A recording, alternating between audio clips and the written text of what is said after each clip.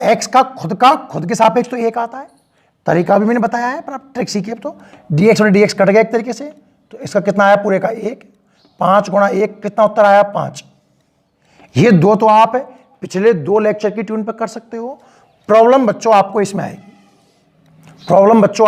आएगी, हालांकि इसका सीधा सूत्र है और मैं सूत्र भी बताऊंगा, पर पहले फीलिंग लेके देखते हैं कि 5 का अवकलन करें कैसे, जो मैंने आज तक सिखाया आपको। अब आप कहोगे सर इसमें x तो है ही नहीं है, बिल्कुल नहीं है साहब, तभी तो समस्या है। x होता फिर तो कोई टेंशन नहीं है। तो आपको सर देखो, आपने ये कहा था कि 5 को जैसे गुणा हो रहा हो ना संख्या से, तो आप उसको बाहर निकाल लो। तो बेटा 5 को बाहर निकाल लेगा तो इसमें तो बचेगा ही क्या? सर कुछ नहीं बचेगा। x है नहीं है, पर क्या मैं x ला सकता हूं? थोड़ा ढंग से सोचिए। d/dx, सोचना बच्चों, क्या आप इसको 5 गुणा 1 लिख सकते हो? क्या आप इसको 5 गुणा 1 लिख सकते हो? लिख सकते हैं सर। मैंने कहा बच्चों, तो अगले स्टेप में फिर आप इसको 5 तो यही है, क्या आप इसको 1 को x की घात 0 लिख सकते हो क्या? बिल्कुल लिख सकते हैं, क्योंकि 0 जिसके ऊपर बैठ गया उसका मान आता है 1। अब मुझे रिक्वायरमेंट x की थी, किसकी थी? x की, इसलिए मैंने 0 को x के ऊपर बैठाया, क्योंकि x की पावर जो 0 है उसका मान कितना आएगा 1। सोचो उल्टा चलो, इसका मान सर 1 आया, 1 का 5 से गुणा किया 5, बिल्कुल सही चल रहा है, पर मैं तो जुगाड़ लगा रहा हूं मेरा आंसर लाने के लिए। अब सर हमें कुछ ऐसी फीलिंग आने लगी। अब बच्चों आप 5 को बाहर निकाल सकते हो, d/dx, और क्या बचेगा बच्चों? x की पावर 0। 5 बाहर है ही है। अब मैंने क्या कहा सर, आपने बताया कि जो भी पावर है उसको आगे ले लो, तो पावर कितनी है? 0, 0 को आगे ले लो और x की पावर 0 में से 1 कम कर दो। पर बच्चों यहां टक्कर कौन दे रहा है? 0। थोड़ा ढंग से लिखूं तो आपको ऐसा नजर आएगा, 5 गुणा 0 गुणा x की घात -1, और 0 से जो टकराएगा वो चूर चूर हो जाएगा। 0 का आप किसी भी संख्या में गुणा करोगे तो नेट जो आंसर आएगा वो कितना आएगा? 0। मतलब 5 का अवकलन कितना आया? 0। सूत्र ये कहता है, ऐसे लिखते हैं इसको, d/dx, अगर कोई नियतांक है, तो उसका आंसर कितना आता है? 0। अब देखो जो समझने का प्रभाव है, आप ये मत कह देना सर देखो आपने कहा नियतांक का अवकलन 0 है, 5 भी तो नियतांक है। अरे नियतांक है, पर 5 से x² का गुणा भी तो हो रहा है। अगर x² ना होता, अब आंसर कितना है? 0। पर x² से गुणा हो रहा है, तो ये 5x² नियतांक कहां है भैया? x का मान 1 जमा आंसर कुछ और आएगा, x का मान 2 जमा आंसर कुछ और आएगा, 3 जमा वैल्यू कुछ और आएगी। इसका मतलब अब ये नियतांक नहीं है। तो हमारे हाथ एक सूत्र और लगा। देखो है तो ये इसी का रूप, पर सूत्र ही याद कर लो, ज्यादा फायदा रहेगा, इतना लंबा कौन जाएगा। 2 सूत्र आपको याद कर लेने हैं, x की पावर n का और नियतांक का। अब मैं इस लेक्चर में आगे बढ़ता हूं, बहुत ध्यान से देखना। एक क्वेश्चन और, तब आगे बढ़ेंगे। मान लीजिए मैंने आपको समीकरण दिया कि y बराबर 5x³ 3x² प्लस 2x - 4 है। मतलब एक लंबा सा मैंने आपको एक समीकरण दे दिया कि y की वैल्यू ये है, तो आप dy/dx ज्ञात करो। अब समझना बच्चों, ये 2 लेक्चर पढ़ने के बाद भाई 1 घंटे का मैटर तो ही है, समझने के बाद अब मैं अवकलन में अच्छे से प्रवेश करता हूं। अगर मैंने आपको ये समीकरण दिया और अब मैं कहूं बच्चों dy/dx निकालो, तो मैंने सोचा कि सर आप अवकलन करवा रहे हो, ये तो मुझे समझ में आ गया, क्योंकि d और d किसका अवकलन सर? y का अवकलन, और किसके रेस्पेक्ट में? x के रेस्पेक्ट में। हमने आगे बढ़ाया, dy/dx है ना सर, तो ऐसा करो d/dx तो रहने दो एज इट इज, कोई टेंशन नहीं है। इस y की जगह पर तो y की वैल्यू जमा दो। तो मैंने जमाना स्टार्ट किया, 5x³ 3x² प्लस 2x - 4। कहानी समझ में आई? थोड़ा सा मैं स्टेप को आगे और बढ़ाऊं बच्चों। dy/dx, देखो सबसे पहले तो आप कोष्टक खोलेंगे, सबसे पहले तो आप कोष्टक खोलेंगे। कोष्टक खोलने का मतलब क्या, आप तो ये समझो देश भाषा में, वैसे सिस्टम ये कहता है, एक मेथड है ये, कि अगर कहीं d/dx बहुत सारे स्टेप जुड़ या घट रहे हों, कितने भी हों बच्चों, नो टेंशन, ये 2 से लेकर 1 करोड़ तक कितने हो कोई फर्क नहीं पड़ता, बहुत सारे स्टेप जुड़ या घट रहे हों तो आप उनको अलग अलग कीजिए। d/dx ए का अलग करना पड़ेगा, प्लस माइनस जो भी चिन्ह होगा, और d/dx बी का अलग करना पड़ेगा। ये मेथड है, पर मैं इसको ऐसे समझाता हूं कि आप कोष्टक खोल दो। अगर बच्चों आप कोष्टक खोलते तो जो कोष्टक के बाहर लिखा हुआ है उसको गुणा करना पड़ेगा ना, तो d/dx का ए से गुणा करूंगा तो ये आ जाएगा, बी से करूंगा तो ये आ जाएगा। आप समझ गए होंगे शायद मेरी बात। तो ये मेथड आप यहां अपनाना, d/dx 5x³ का अलग, जो भी चिन्ह है प्लस तो प्लस, d/dx 3x² का अलग, d/dx 2x का अलग, जो भी चिन्ह है वही आएगा, माइनस d/dx 4 का अलग।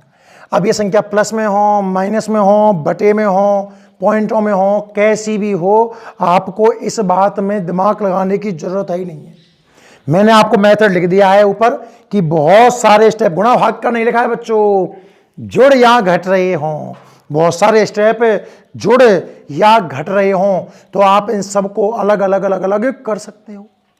जरा कहानी को आगे बढ़ाएं।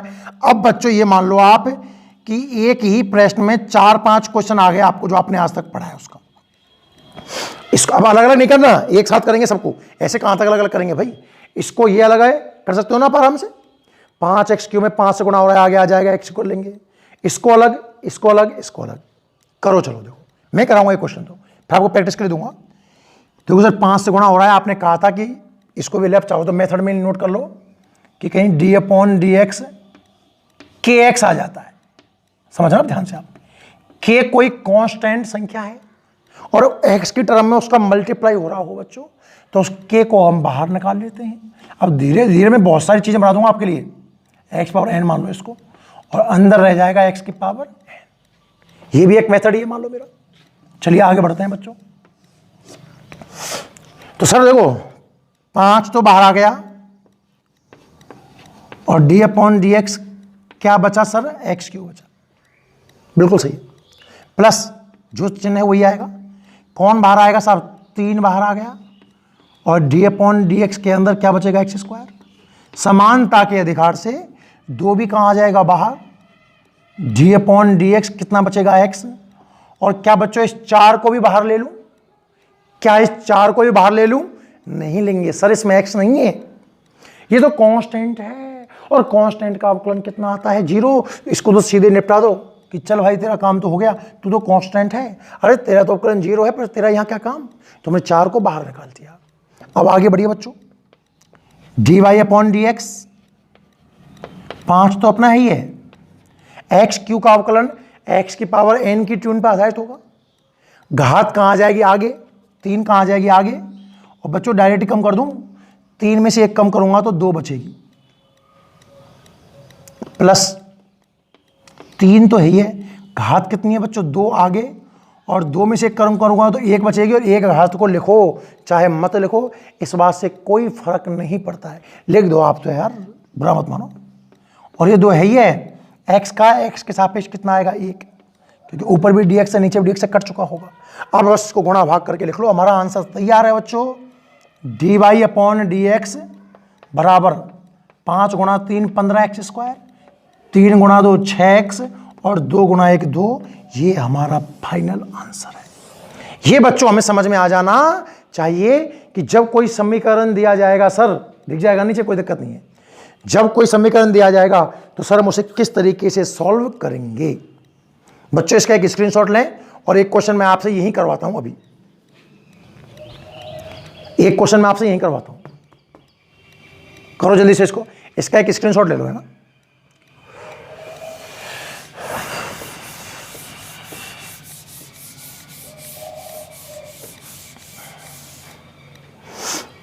क्वेश्चन, यदि x बराबर 2t square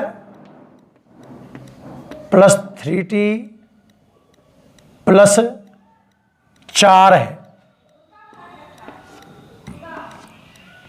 2t square plus 3t plus 4 है, तो dx अपॉन dt क्या होगा? क्वेश्चन ये है, और आप अभी ट्राई करेंगे इसको, होमवर्क नहीं है, अभी ट्राई करना है।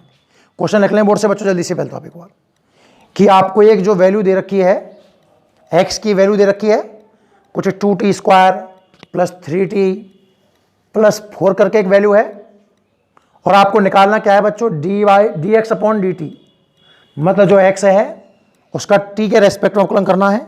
तो बच्चों एक बार स्क्रीन पॉज कर लें, यहां पर आप सभी स्क्रीन पॉज कर लें और ये क्वेश्चन ट्राई करें, करके देखना है। बिना करे फीलिंग ही नहीं आएगी भाई। मैं तो 1000 क्वेश्चन कर दूंगा, सीखना आपको है। स्क्रीन पॉज करें एक बार और ट्राई करके देखें हल्का सा। अब देखिए आंसर बच्चों, कर लिया होगा शायद आप लोगों ने ट्राई ना। अब आप सब हो गया है तब भी देखें, ना हुआ है तब भी देखें, बहुत ध्यान से देखें। सर आपने कहा dx अपॉन dt चाहिए, तो ये लो सर dx अपॉन dt। क्या इसमें सर x का मान जमा दें? मैंने कहा बिल्कुल जमाना पड़ेगा, क्या करें? x का मान क्या है वो बताइए आप। सर x का मान है 2t square plus 3t plus 4। अब सर हमें समझ में आ गया, देखो प्लस माइनस के चिन्ह लगे हुए हैं, तो क्यों ना सर सबको अलग अलग कर दिया जाए? बिल्कुल कर दो बच्चों। dx upon dt is equal to, बच्चों d अपॉन dt हमने 2t स्क्वायर का अलग कर दिया, d अपॉन dt हमने 3t का अलग कर दिया, और d अपॉन dt हमने 4 का अलग कर दिया। यही तो क्या होगा आप लोगों ने शायद। भाई चेन रिएक्शन है ना, अगर बहुत सारे स्टेप जोड़ियां घट रहे हों तो लाइन बाय लाइन सबका करते जाओ, जो बीच में चिन्ह है वो लिखते जाओ। अब बच्चों ये अलग अलग क्वेश्चन आपको दिख गए होंगे। तो dx अपॉन dt 2 से गुणा हो रहा है ना, तो 2 को बाहर ले लो, जिस कांस्टेंट से गुणा हो रहा हो उसे बाहर लेंगे। d अपॉन dt, अरे t और x की टेंशन मत लो, t हो चाहे x हो आपका कुछ नहीं बिगाड़ेगा, और कोई नया आ जाए वो भी आपका कुछ नहीं बिगाड़ेगा, बेफिक्र रहो। प्लस सर देखो यहाँ 3 से गुणा हो रहा है, बिल्कुल हो रहा है, बाहर ले लो, d अपॉन dt ब्रैकेट में t प्लस, सर इसको तो निपटा दें डायरेक्ट, बिल्कुल, क्योंकि ये तो कांस्टेंट है भाई, तू तो सीधे जा, तेरा कोई मतलब नहीं है, क्योंकि हम पढ़ चुके हैं कांस्टेंट का अवकलन 0 आता है। अगले स्टेप में बच्चों dx अपॉन dt कितना आएगा? 2 t स्क्वायर का अवकलन आएगा बच्चों 2t, आप समझ गए होंगे शायद। 2 आगे आएगा सर बिल्कुल, और 2 में से 1 कम करूंगा तो 1 बचेगा, 2t बिल्कुल सही आंसर है, और t का तो t के रेस्पेक्ट में 1 होगा। कुल मिलाकर के जो dx अपॉन dt बचने वाला है उसका आंसर आएगा 4t प्लस 3। बताओ बात समझ में आई कि नहीं आई? कितने बच्चों का सही है वो देखिए, और सही नहीं है तो क्यों नहीं है ये जरूर देखना है। अब मैं फिजिक्स की बात आऊं बच्चों, जाने अनजाने में आपने वेग निकाल लिया है, अभी आपने वेग पढ़ा भी नहीं है ढंग से कि वेग क्या होता है, कैसे निकालते हैं। आप याद करो फर्स्ट लेक्चर में मैंने क्या कहा था, अगर x का समीकरण दे t के टर्म में, x यहां विस्थापन है, विस्थापन समय के पदों में दिया जाए और आप उसका समय के सापेक्ष अवकलन कर दोगे तो ये वेग कहलाएगा, ये वेग का समीकरण है। फिजिक्स में ऐसे बहुत सारे क्वेश्चन देखने को मिलेंगे कि विस्थापन इतना है, वेग कितना होगा, तो बस अवकलन करना है। हम क्वेश्चन सीख भी चुके हैं, हालांकि जब मैं वेग पढ़ाऊंगा तब वापस से पर्टिकुलर आपको अवकलन की याद दिलाऊंगा, पर आज मेरा टारगेट वेग निकालना नहीं है। मैं तो बताया है कि फिजिक्स में यूज कैसे करते हैं। पिछले 2 लेक्चर से आप पढ़ रहे हो, आज तीसरा लेक्चर करीब 1.5 घंटे का मटेरियल हो गया है, तो हम क्यों मूड फोड़ रहे हैं इसके अंदर? हर बात में तर्क है। 20 तरह के क्वेश्चन मैं आपको दिखा चुका हूं, कम से कम इसको दिखा दूंगा, कम से कम इतनी चीजें फिजिक्स के अंदर आती हैं ह्यूज। हम साइंस को कैसे सीखेंगे वो चीजें। एक क्वेश्चन और देखते हैं बच्चों, अब आपसे पर्टिकुलर फिजिक्स का एक क्वेश्चन करवाता हूं ना, इसका स्क्रीनशॉट ले लो जल्दी से। फिजिक्स का एक क्वेश्चन करवाता हूं, अब मैं अवकलन से हटता हूं, ह्यूज अवकलन नहीं लेना होगा आपको। क्वेश्चन क्या है बच्चों कि यदि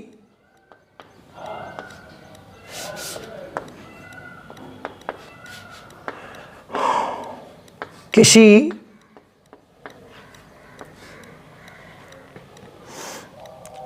वस्तु का विस्थापन समय पर निम्न प्रकार निर्भर करे। यदि किसी वस्तु का विस्थापन समय पर निम्न प्रकार, कैसे, जो मैं लिखूंगा सामने अभी, निर्भर करे तो, निर्भर कर रहा है बच्चों, तो t बराबर 2 सेकंड पर, ऐसे 25 मत समझ जाना, 25 मत समझ जाना बच्चों। 25 होता तो मैं 5 का ऐसे बनाता हूं, पर थोड़ा घुमाव दे दिया ना मैंने, ऐसे आप भी ऐसे करना, ऐसे। इसका मतलब ये सेकंड की बात करवा रहा है। t बराबर 2 सेकंड पर वस्तु का वेग ज्ञात करो, वेग ज्ञात करो। ये बच्चों फिजिक्स का क्वेश्चन है। अभी तक मैं विस्थापन और वेग ढंग से आपको सिखाया भी नहीं हूं, पर हम अवकलन के यूज से और एक सूत्र याद करके ये क्वेश्चन कर सकते हैं। तभी तो कह रहा हूं कि बेसिक है, क्वेश्चन में काम आया ना, इसलिए बेसिक हुआ। एक बार आप खुद ट्राई करके देख सकते हैं। तो देखिए भाई, क्वेश्चन बहुत अच्छा है। जल्दी से आप एक बार स्क्रीन पॉज करें, है ना, और खुद करके देखें, जितना भी आपसे बन पाए, जितना भी आपसे बन पाए। टेंशन ना लें, मैं बैठा हूं यहां पर। देखिएगा बच्चों, लास्ट क्वेश्चन है वैसे आज के लेक्चर का, अब समझो उसको ढंग से। एक बार बोल रहा है कि विस्थापन, विस्थापन का प्रतीक मानता हूं मैं x। अरे यार, होगा कैसे सॉरी, समीकरण तो मैंने दिया ही नहीं। x बराबर t square minus 6t minus 2 metre. अब करके देखो भाई, मैं समीकरण देना ही भूल गया, क्योंकि समीकरण नहीं आएगा तो अवकलन किसका करेंगे, ना। तो आप अब करके देखिए इसको, स्क्रीन पॉज कर लें, आप करें, समझें। देखो,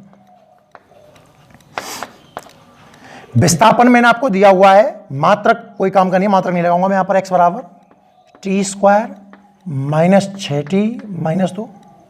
और मैंने सिखा रखा है कि अगर विस्थापन का अवकलन कर दें, सूत्र बच्चों ये है, v बराबर D x upon D T. अवकलन के पहले लेक्चर में ही पढ़ाया है मैंने, याद करो, इसलिए मैंने पहले पढ़ा दिया था। b बराबर D x upon D T. अब सर वेग ज्ञात करवाया है, तो फॉर्मूला है साहब v बराबर D x upon D T. तो क्यों ना सर x का मान रख दिया जाए। ऐसा मत करना कहीं पहले t का मान जमा दो, इसमें चक्कर पड़ जाएंगे बाद में, ये तो लास्ट में है। x का मान क्या है sir, T square minus 6t minus 2। जरा अलग अलग करके देखूं तो b बराबर d अपॉन डी टी, क्या, टी स्क्वायर, जो भी चिन्ह है आ जाएगा, d upon D T 6t, जो भी चिन्ह है आ जाएगा, d upon D T into 2। अरे जोड़ माइनस वाला नियम लगा दिया ना, क्रम से आगे बढ़ो। v बराबर कर दो, सीधा कर दो, टी स्क्वायर का हो जाएगा बच्चों 2t माइनस, देखो डायरेक्ट कैसे करते हैं सर, 6 तो बाहर आ गया होगा, अब क्या बचा होगा t, और t का तो t के सापेक्ष में 1 ही आएगा बच्चों। ये कांस्टेंट है, मतलब 0 आएगा। कहने का मतलब, जगह नहीं है, मैं यहाँ लिख रहा हूँ, जो वेग निकल के आया वो आया 2t माइनस 6। क्या आया, 2t माइनस 6। अब आप मात्रक लगा सकते हो, क्योंकि विस्थापन का मात्रक मीटर था, समय का मात्रक सेकंड है, और वेग विस्थापन बटे समय यानी कि मीटर बटे सेकंड। अब आप इसमें t की वैल्यू जमाओगे लास्ट में, t बराबर 2 सेकंड रखने पर, जहां भी t दिख रहा है वहां 2 जमा दीजिए।